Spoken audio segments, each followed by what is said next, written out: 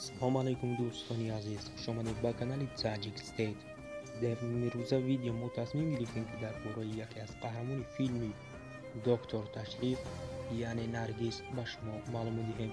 برای پیشرفتی کاری ما و شما به کانال ابنا شوید، فکر و عقیده خود را در کامنت نویسید و همچنین در ویدیو لایک کنید.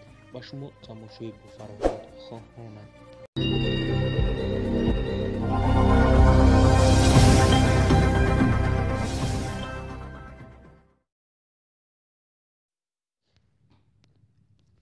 سینم اون سال 1993 در شهر ازمیر ترکیه تولد شده است. سینم پس از گرفتن معلومات ابتدایی امتحانهایش را با موفقیت سپریده به فاکولته ادبیات مقایسوی دانشگاه اسکشهر عثمان غازی داخل می شود. سینم پس از ختم دانشگاه به استانبول می کوشد. سینم از خردی آرزوی اکتریسه شدن را داشت و بعد با آموزش اکتیور در کورس‌های خصوصی و تئاتر شروع کرد. پس از ختم مکتب سینم نقش گلسوم را در سلسله فیلم عشق سیاه و سفید بازی کرده است.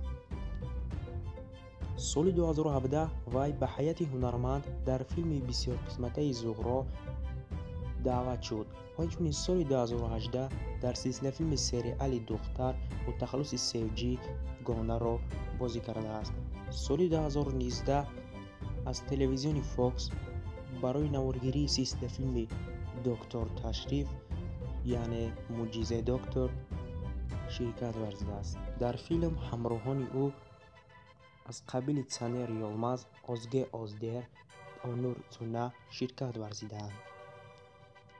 متاسفانه درباره حیات شخصی او معلومات پورا نیست و به گفته از روزنامه‌نگاران او هیچ دوست داشته ندارد.